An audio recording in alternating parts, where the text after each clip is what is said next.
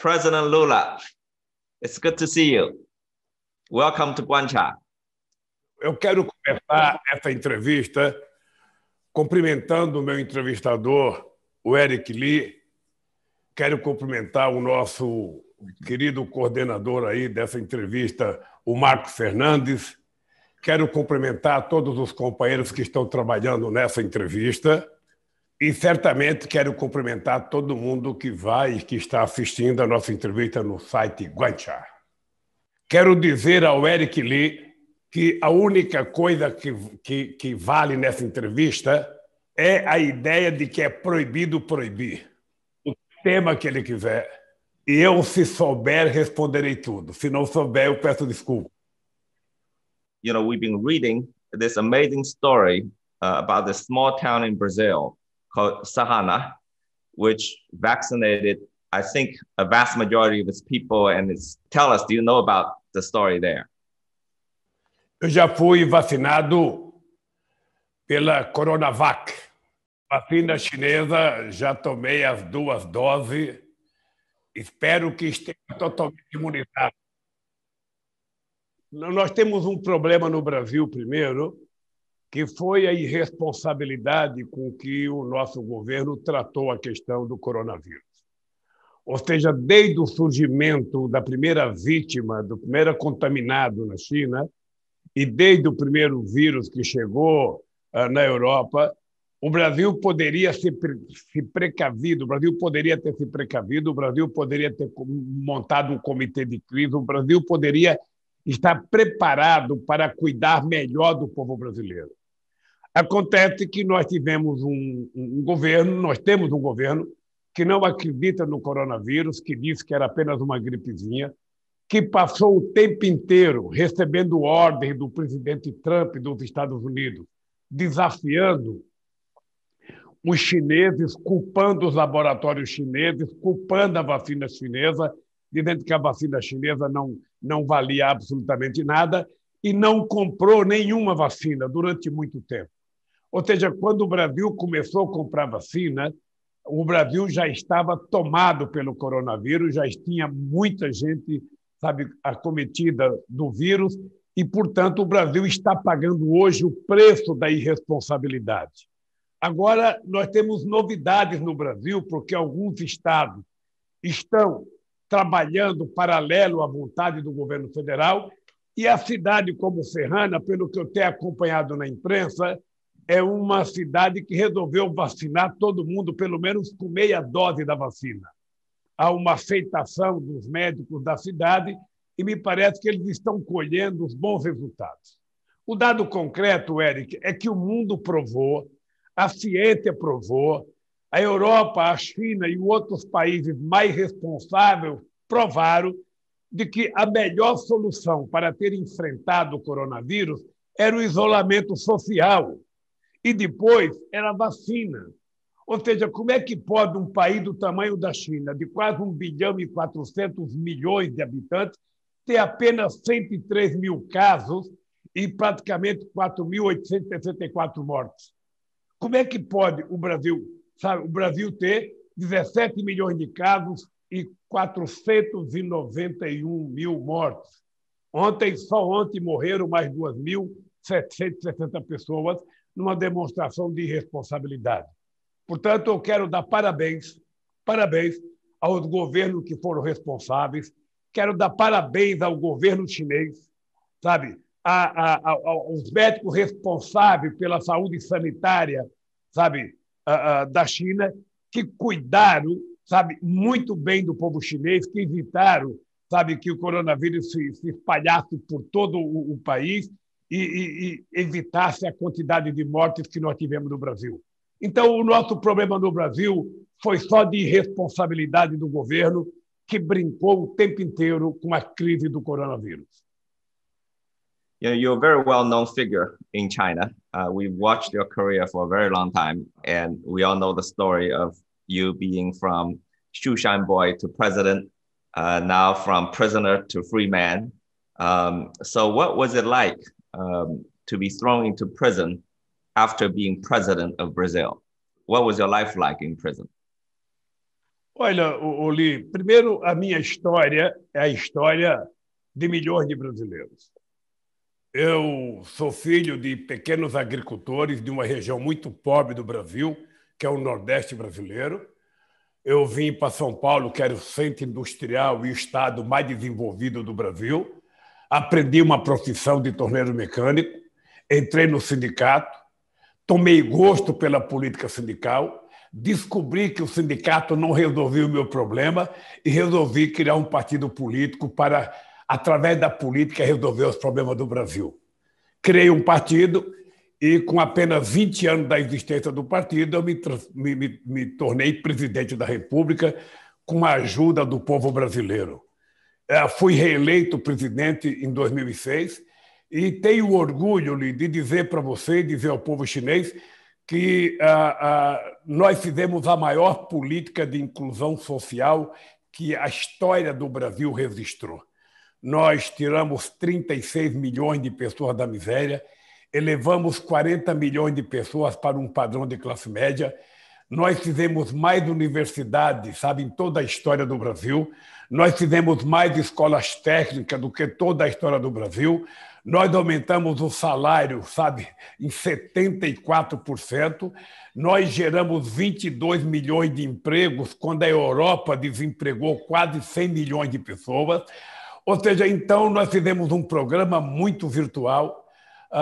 E depois que eu saí da presidência, eu tinha 87% de bom e ótimo nas pesquisas, eu tinha 10% de regular e 3% de ruim péssimo. Era a maior avaliação e a melhor avaliação que um presidente da República já teve em muitos lugares do mundo. Entretanto, foi montado contra mim uma coisa chamada lawfare, ou seja, é um sistema em que o poder judiciário é utilizado politicamente para condenar, sabe, as pessoas. E aí, sabe, construíram a maior mentira da história que os meios de comunicação já fizeram no Brasil. Não tem na história do Brasil, em 500 anos, nenhum político que foi agredido durante 4 anos seguidos, com muitas mentiras, com muitas inverdades, com muitas invenções, sabe? E aí resolveram me prender. Eu poderia ter saído do Brasil, eu poderia ter ido para a China, eu poderia ter ido para Cuba, eu poderia ter ido para outro país qualquer. Eu não quis ir, eu quis ficar no Brasil porque eu já tinha provado a minha inocência e eu queria que eles provassem a minha culpa. Hoje, o que acontece? Hoje eu estou livre, nós já provamos que o juiz que me julgou era um juiz parcial, que ele já tomou uma atitude de me condenar politicamente. Nós já provamos que o Ministério Público estava a serviço do Departamento de Justiça dos Estados Unidos, que estava interessado, sabe, em destruir a legislação que nós fizemos para regular a Petrobras, porque em 2007 nós descobrimos a maior jazida de petróleo do século XXI, uma jazida muito grande de petróleo. Fizemos uma regulação para que o petróleo fosse do povo brasileiro. As petroleiras do mundo nunca aceitaram isso, Então, era preciso tirar o governo do PT, porque nós tínhamos criado um protagonismo internacional, nós tínhamos criado o Mercosul, nós tínhamos criado a Unasul, nós tínhamos criado a CELAC, nós tínhamos criado os BRICS, nós tínhamos criado o IPSA. Ou seja, nós mantivemos uma relação extraordinária com o mundo inteiro e o Brasil estava virando protagonista internacional junto com a China, junto com a Rússia, junto com a Índia. Ou seja, a gente passou a ter muita importância política. Então, era importante tirar o PT do governo e era importante encontrar alguma coisa para poder prender o Lula. Inventaram todas as mentiras de corrupção. Eu nunca me preocupei porque eu tinha consciência da minha inocência. E hoje eu estou aqui e eu tenho certeza que eu vou dizer para você, Eric, é o seguinte: eu sempre estive com a minha consciência mais tranquila, sempre tive um sono melhor do que aqueles que me julgaram e aqueles que me acusaram. Eu espero que um dia toda essa gente que contou mentira a meu respeito peça desculpa publicamente, porque é a única coisa que me interessa, é que eles peçam desculpa por todos os erros que cometeram nas acusações contra mim. Então, eu estou feliz, quero te dizer que eu estou muito feliz. Eu sou um homem de 75 anos de idade, tenho muita energia, muita disposição política e tenho muita disposição de reconquistar a democracia para o nosso país nas eleições de 2022. Yeah, certainly. It's an amazing story and also a disturbing story, of course, hearing from you. So what exactly happened with your Justice Department? In your view, were there any foreign meddling, foreign interference in your case? Olha, o Departamento de Justiça americano, ou seja, orientou procuradores americanos participaram do meu processo. Vieram ao Brasil fazer reunião com o Ministério Público brasileiro. O juiz e o Ministério Público foram aos Estados Unidos discutir com o Ministério Público americano a discussão da minha condenação. Nós temos gravado depoimento de procuradores americanos festejando a minha prisão. A única explicação que eu encontro para isso, Eric, é porque o Brasil estava virando um protagonista internacional muito importante. A gente estava brigando para que o Conselho de Segurança da ONU tivesse mais países. A gente estava brigando para a gente construir um bloco muito forte na América do Sul. A gente estava construindo BRICS, Brasil, China, Índia, África do Sul e Rússia. A gente estava criando uma organização multilateral. Ou seja, a gente chegou a pensar até em criar uma moeda, sabe, de transação comercial para não ficar dependendo do dólar. A gente estava vendo, por exemplo, o Brasil mantendo uma extraordinária relação com a China. A China passou a ser o primeiro parceiro comercial do Brasil. Só para você ter ideia, no primeiro ano que eu fui presidente, o fluxo de comércio entre Brasil e China era de apenas 6 bilhões de dólares. Quando eu saí em 2010, já era de 76 bilhões de dólares. Ou seja, cresceu 16 vezes a relação comercial Brasil e China no meu período. E a China era um país extremamente importante na relação com o Brasil, e eu acho que isso incomodou os americanos. Incomodou porque os americanos não aceitam, em hipótese alguma, que na América Latina tem algum país que tenha protagonismo. Eles acham que os países da América Latina têm que ficar todos subordinados à orientação do Departamento de Estado americano.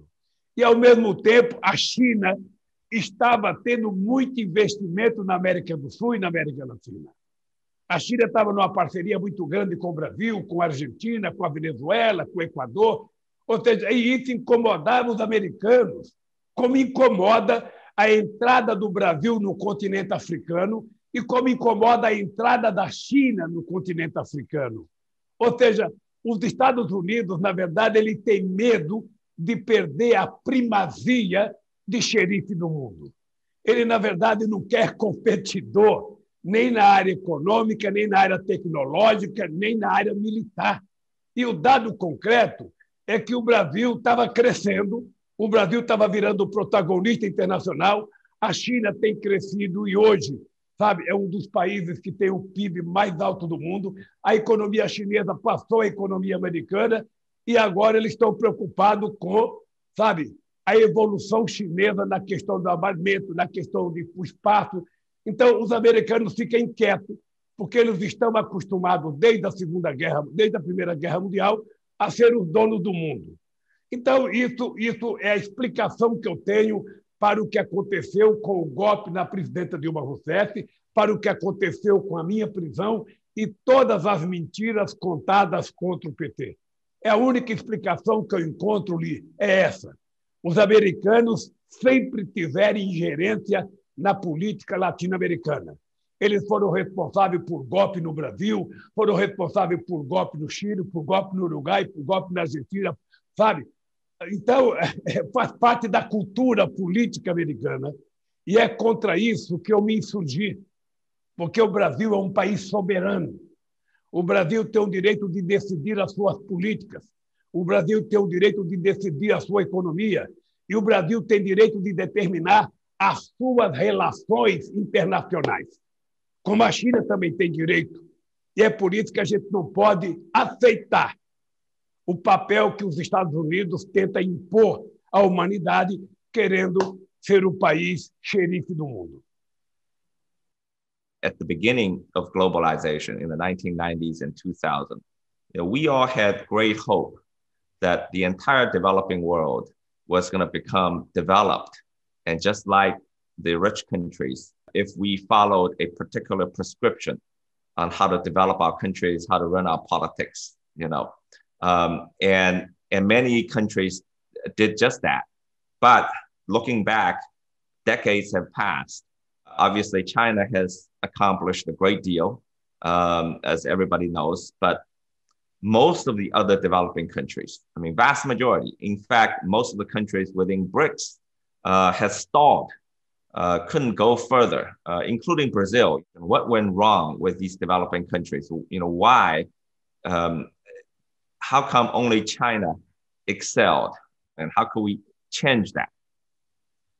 Nós tivemos problema no meio da política quando eu era presidente, que foi a crise financeira. Primeiro, a crise do subprime nos Estados Unidos, depois a quebra do Lehman Brothers. Ou seja, aquela crise causou um pânico na economia mundial.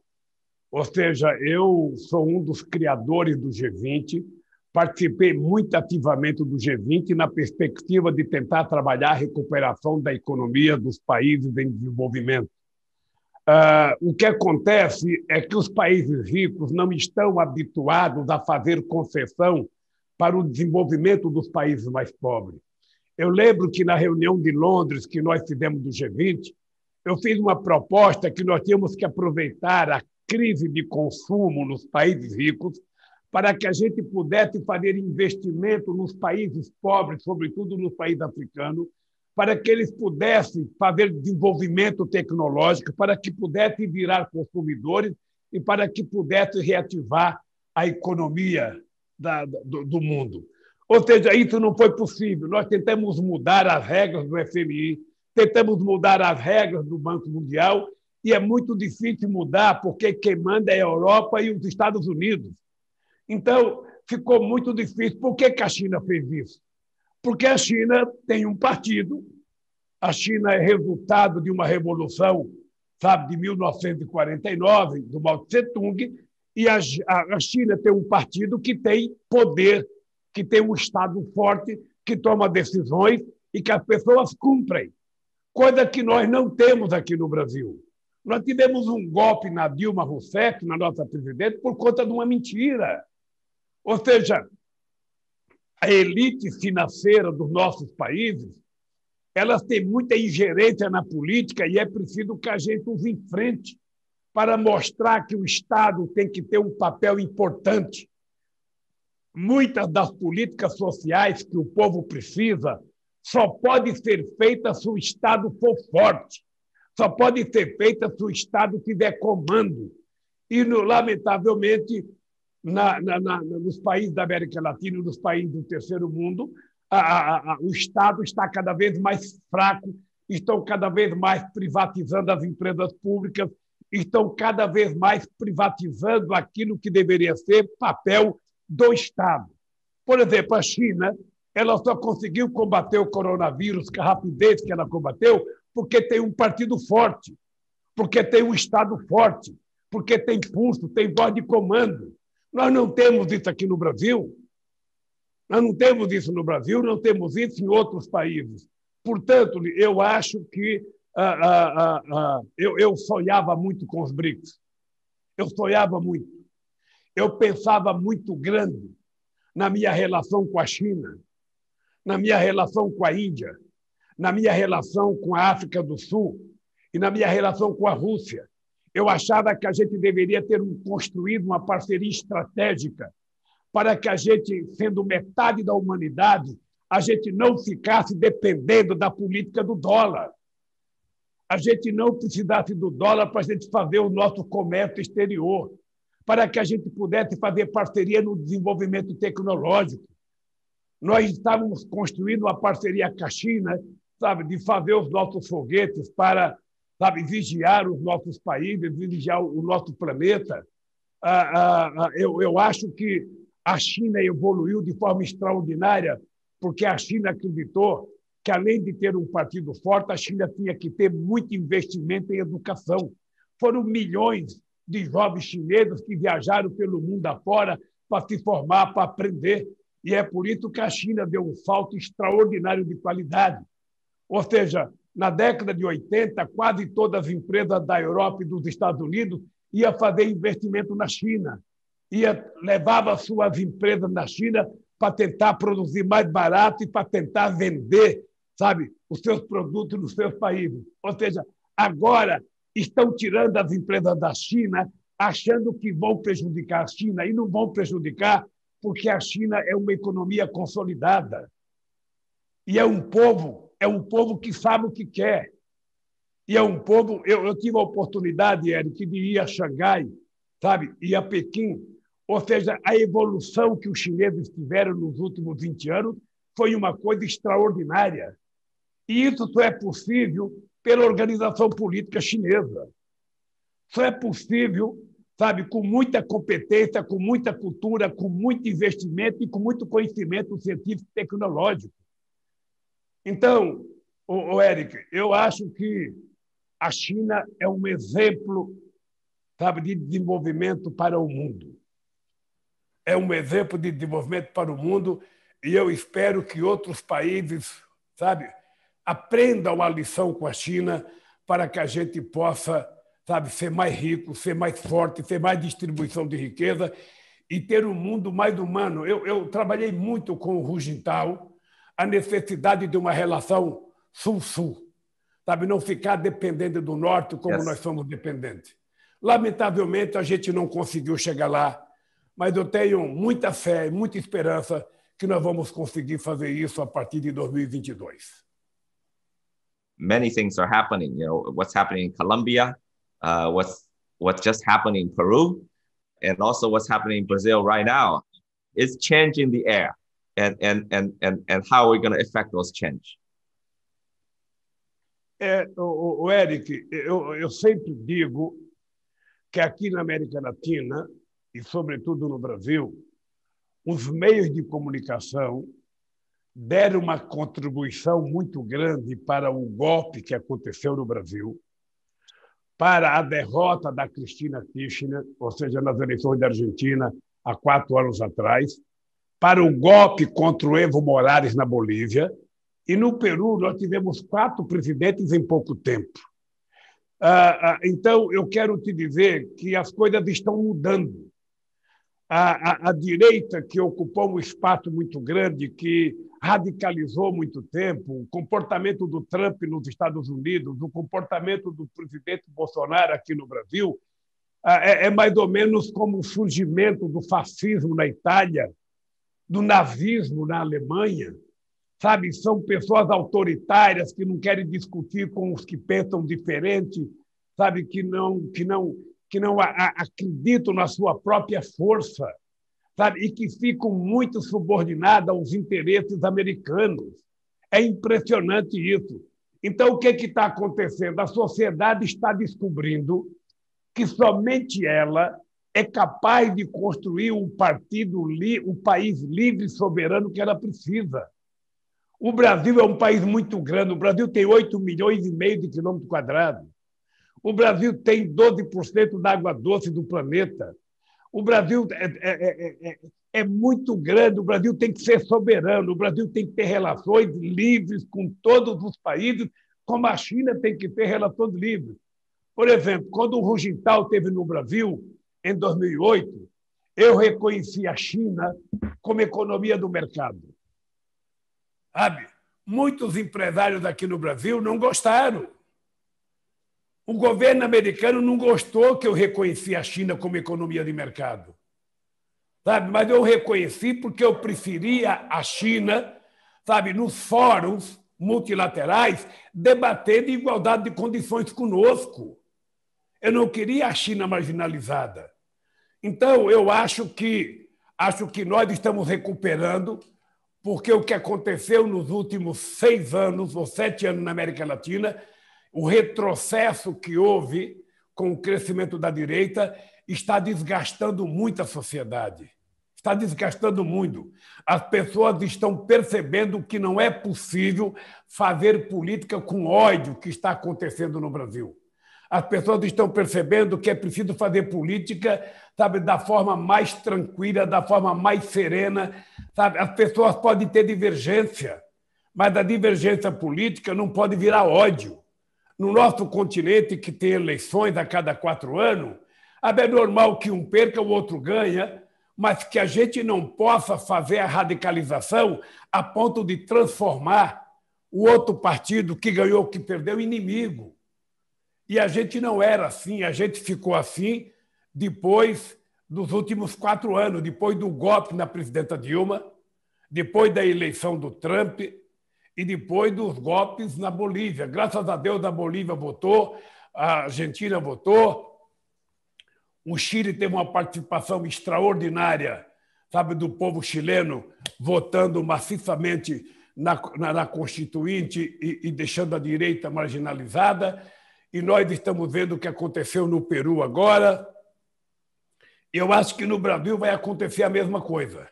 Acho que os setores democráticos, progressistas e de esquerda do Brasil vão reconquistar a democracia para fazer o Brasil voltar a ser um país respeitado, um país desenvolvido e um país gerador de riqueza. É isso que eu acredito, é por isso que eu trabalho e é por isso que nós estamos lutando no Brasil. How do you see the future of multilateralism, and how do we make multilateralism work for developing countries? Essa pergunta é muito importante porque eu vivi isso na pele. Veja, durante 8 anos que eu estive na presidência, eu tentei mudar a lógica da geopolítica mundial.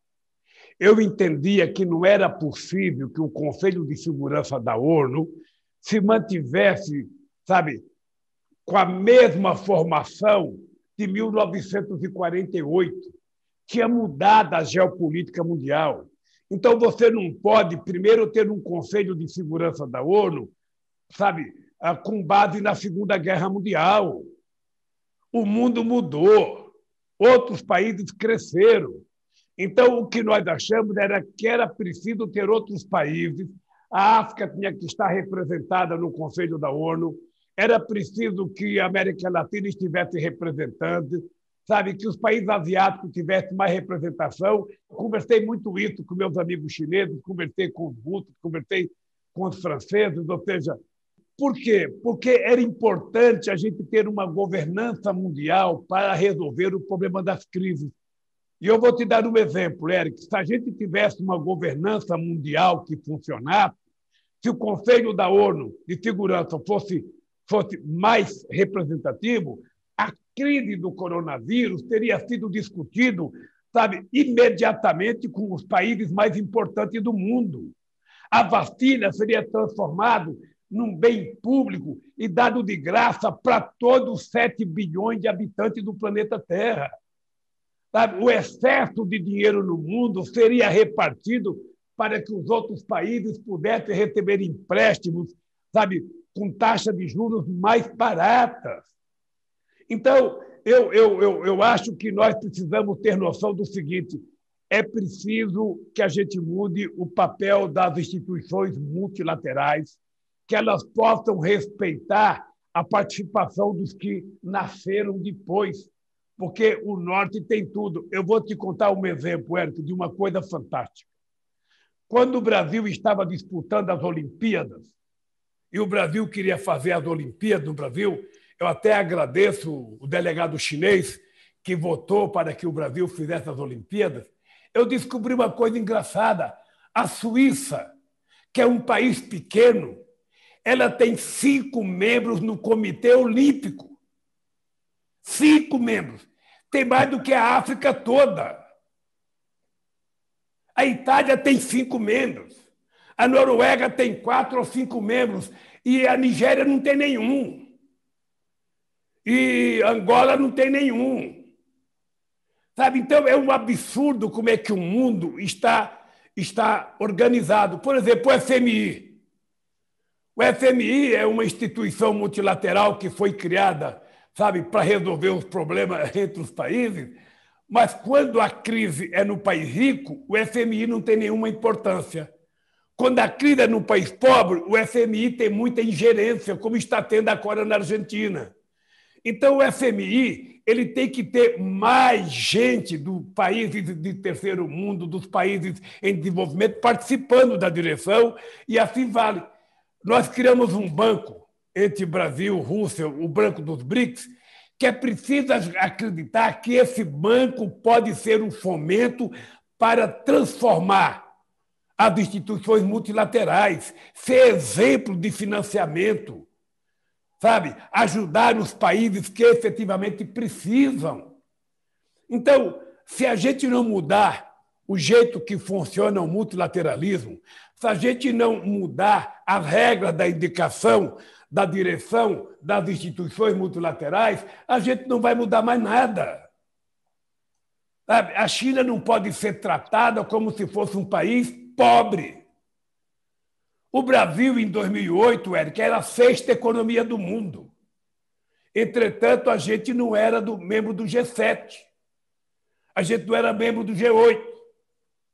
Sabe? Porque tem o Clube dos Ricos. O Clube dos Ricos não aceita a participação dos pobres. Sabe? Isso acontece numa família chinesa, acontece numa família brasileira. Aqueles que vão ficando ricos vão esquecendo dos pobres e marginalizando os pobres. As pessoas precisam compreender que o Brasil não é um país pobre, apesar de ter muita pobreza. O que tem no Brasil é má distribuição de riqueza. A China não é um país pobre, porque tem muita gente pobre ainda na China. A China é a maior economia do mundo. E ela tem que ser vista assim. Não pode achar que o clube do G7 é que manda no mundo. É preciso que todos os países, do menor ao maior, possam participar em igualdade de condições. E eu acho que a relação dos BRICS, a relação Sul-Sul, é uma necessidade para equilibrar a geopolítica mundial. E a nossa relação é que não pode ser apenas uma relação econômica, mas também a evolução da relação cultural, da relação política, dos convênios entre os institutos de desenvolvimento, dos convênios entre as universidades, as parcerias científico-tecnológicas, para que todo mundo tenha a chance de crescer, de aprender e de se desenvolver, porque a gente não pode passar mais 500 anos com a África sendo a parte pobre do mundo. O Brasil não pode mais passar 500 anos sendo um país eternamente em via de desenvolvimento. O Brasil tem que brigar para ser desenvolvido e não depende de americano, depende de nós. Sabe? Então, se for necessário fazer parceria com a China, nós temos que fazer parceria estratégica com a China, como eu fiz quando eu era presidente. Se for necessário fazer com a Rússia, vamos fazer com a Rússia. E os Estados Unidos não podem ter ingerência nas relações da China, no desenvolvimento da China. Sabe que história que é essa? Que um país pode mais do que os outros. Que um país diz o que o outro pode ter ou não pode ter. Então, eu sinceramente acho, sabe, que nós vamos reverter o que está acontecendo hoje no mundo. Eu tenho certeza que a gente vai contar com o governo da China, eu tenho certeza que a gente vai contar com o governo da Rússia, eu tenho certeza que a gente vai contar com o governo da África do Sul, mesmo o governo da Índia sendo um governo mais conservador. Eu acho que nós temos que mostrar perspectiva para a Índia deixar de ser pobre como é e crescer se desenvolvendo internamente, porque é um país de um povo muito inteligente e muito capaz. You're one of the most important world leaders that were at the beginning of formulating BRICS. But of course, in recent years, Brazil has been increasingly distancing itself from BRICS. How do you see Brazil come back to this grouping and to be a leader? Olha, de uma coisa, Eric, você tem que ter certeza. Eu quando participei da criação dos BRICS, eu tinha a convicção, eu tinha certeza que o BRICS poderia mudar muitas coisas nas relações multilaterais dentro do planeta Terra. Eu tinha muita ambição de que os BRICS, tanto do ponto de vista comercial quanto do ponto de vista financeiro, com o nosso Banco de Desenvolvimento, que as parcerias entre as universidades feitas pelos BRICS podia mudar a história da humanidade. Poderia dar aos países em desenvolvimento a oportunidade que eles não tiveram nos 500 anos anteriores. Eu acredito nisso. Eu acredito nisso. E eu posso te dizer que se nós voltarmos a construir a democracia no Brasil, se nós voltarmos a eleger um presidente democrático no Brasil, comprometido com os interesses soberanos do Brasil, comprometido com o povo brasileiro, você pode ficar tranquilo que a gente vai voltar a discutir o BRICS com a força que o BRICS merece. Sabe, eu tive uma participação, sabe, na criação. A nossa presidenta Dilma também teve uma participação, mas depois disso, ou seja, o Brasil esqueceu os BRICS, o que foi um crime contra o Brasil. E por quê? Porque nós elegemos pessoas que estavam preocupadas com os americanos e não com os brasileiros. É lamentável esse complexo de inferioridade do Brasil. É inadmissível, por exemplo, que os americanos não permitam que a Huawei, sabe, entre nos outros países, sabe? É inacreditável a perseguição às empresas chinesas, quando, na verdade, as empresas americanas querem entrar em qualquer lugar.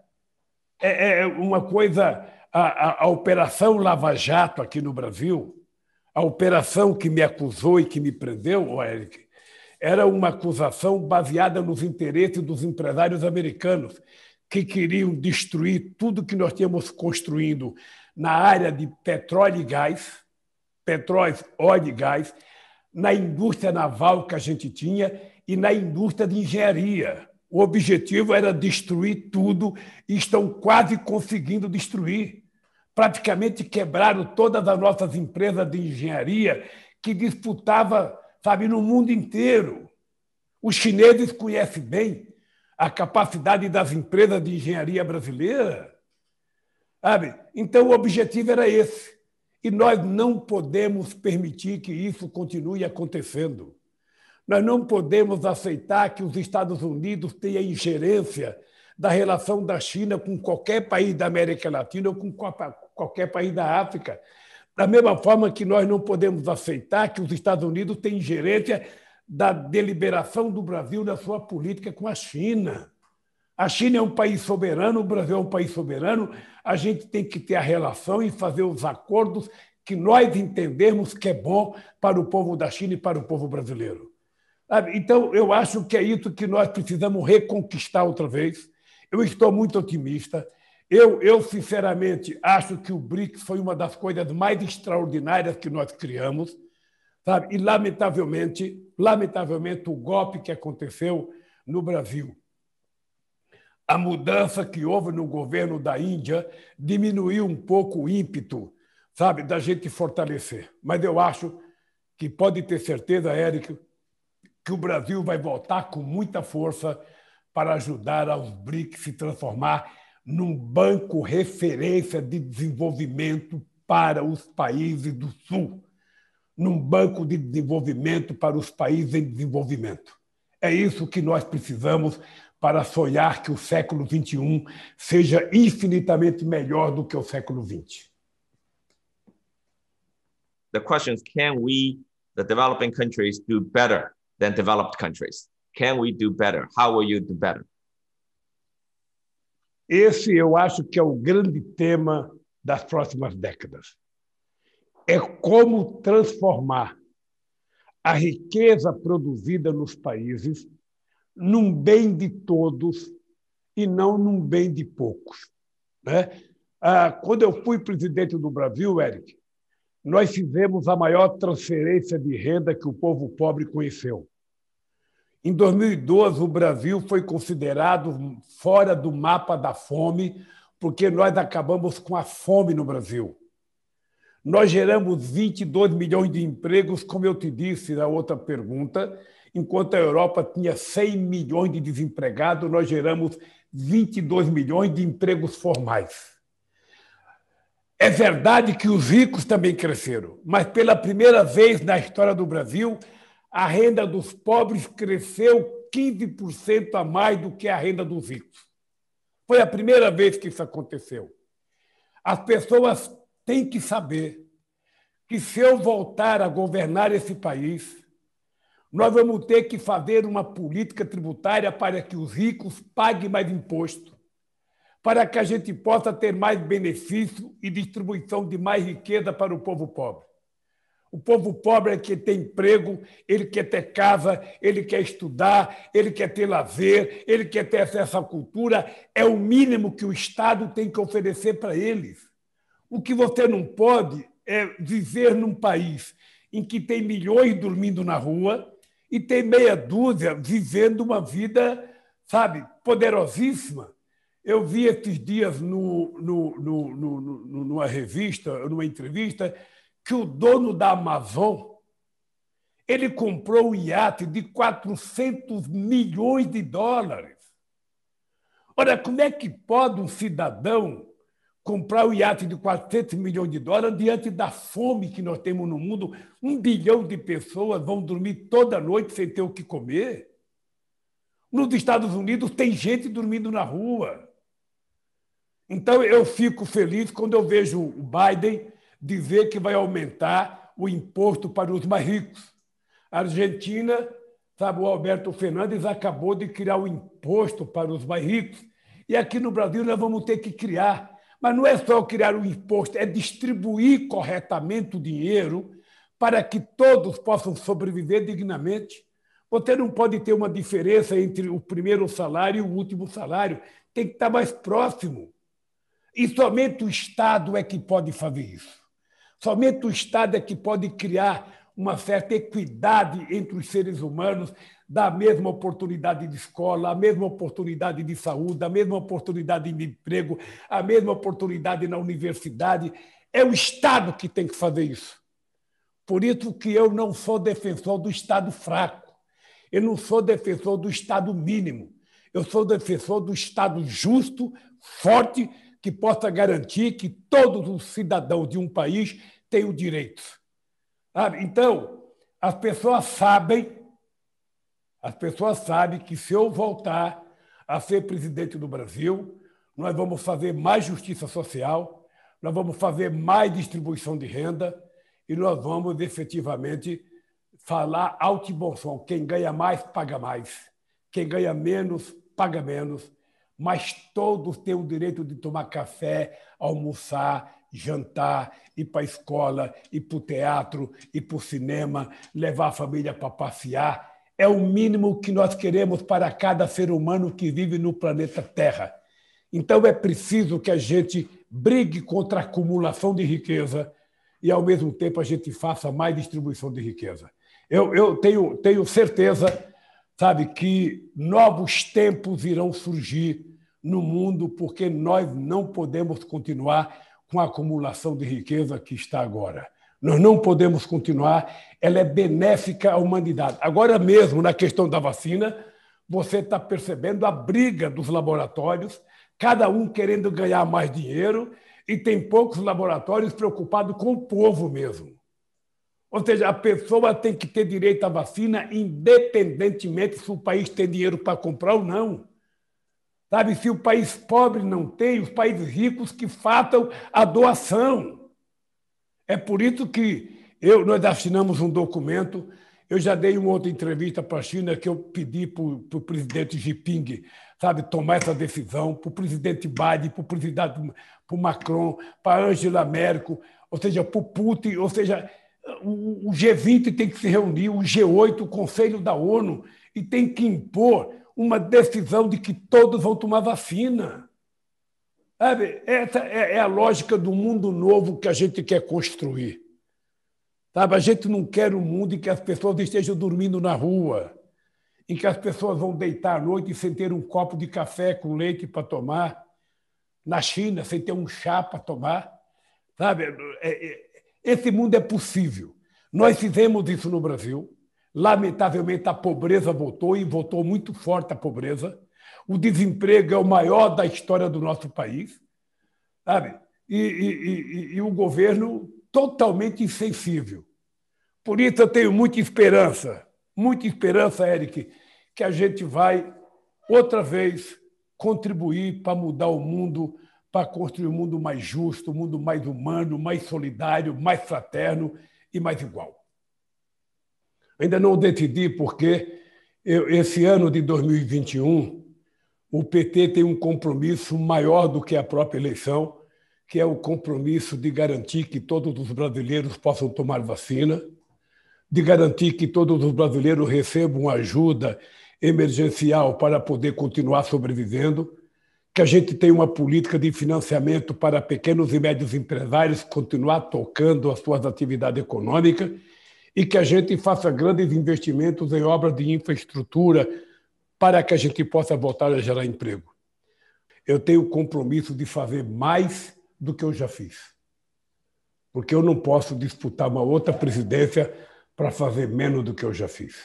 Então, eu estou com a consciência muito tranquila, sabe? Estou com a consciência muito tranquila, estou com a consciência do papel que o Brasil pode jogar, que a China pode jogar, que a Índia pode jogar. Você sabe que quando eu era presidente da República, logo no começo do meu mandato, nós tínhamos um gasoduto para construir aqui no Brasil e estava uma disputa entre China e Japão. Já tinha um crédito, financiamento do banco japonês e nós tomamos a decisão que a gente não ia dar a obra para o chinês, para o japonês, que a gente ia dar a obra para a China, porque a gente queria começar a aperfeiçoar a nossa relação com a China. E eu tenho uma grata recordação, sabe, da boa relação que nós tivemos com a China. Eu acho que a China, embora seja ainda o maior parceiro comercial do Brasil, a verdade é que os nossos governos de hoje não respeitam a China, não tratam a China como um parceiro porque fica sempre olhando os Estados Unidos e esquece a China, sabe? Eu não acho que a gente tenha que brigar com os Estados Unidos. A gente tem que manter uma boa relação com os Estados Unidos, mas eu quero ter a mesma relação com a China, eu quero ter a mesma relação com a Rússia, eu quero ter a mesma com a Nigéria, com Angola, com a África do Sul, eu quero ter a mesma com a Malásia. Ou seja, que história que é essa dos americanos ficarem preocupados que os chineses estão preparando vários países na Ásia, se armando, sabe, se preparando militarmente? Olha, é só pegar o orçamento militar dos Estados Unidos para a gente perceber que eles não têm, sabe, condições políticas de criticar ninguém. Então, Eric, é o seguinte, eu vou trabalhar com muito. Eu, embora tenha 75 anos, eu me considero muito bem de saúde, me considero com muita energia. Eu estou melhor, eu de vez em quando brinco que eu quero viver 120 anos. A ciência diz que o homem que vai viver 120 anos já nasceu. Então, por que não eu? Então vai ver que eu sou esse ser humano que vai viver 120 anos. Eu estou bem de saúde, estou bem de ânimo, estou bem de cabeça e estou muito motivado. Você sabe, Eric, que todo ser humano que tem uma causa, ele não envelhece. O que me move é uma causa, é de construir o bem-estar para o povo brasileiro que não merece passar o que está passando. Essa é a motivação que eu tenho para continuar vivendo e lutando no meu país. And we wish you great luck and great health. E eu tenho todo interesse, sabe, de visitar a China, manter contato com o partido, manter contato com muitos amigos que eu construí ao longo desses tempos e visitar a sede dos BRICS, o teu escritório, para saber como é que o site cresceu tanto, ou seja, e também discutir desenvolvimento conjunto entre os dois países. Tá? Pode ficar certo que eu vou me preparar bem. Quero agradecer a você a oportunidade, quero dizer para você que é muito gratificante ver a China crescer, É muito gratificante ver a China ocupar um espaço importante na economia mundial. É muito importante ver a China ocupar um espaço na geopolítica mundial. E eu acho que o que eu quero para a China, eu quero para o Brasil. O que eu quero para o Brasil, eu quero para a África do Sul, eu quero para a Nigéria, eu quero para a Argentina, eu quero para o México, sabe? Não é possível que a América Latina nasceu para ser pobre. Não é possível que toda vez que um país na América Latina começa a crescer, tenha um golpe. E esse golpe sempre tem alguém dos Estados Unidos, está sempre o embaixador dos Estados Unidos. Não é possível. Ô, Eric, obrigado pela entrevista. Espero que nós tenhamos mais oportunidade. Obrigado, Marco Fernandes, pela coordenação.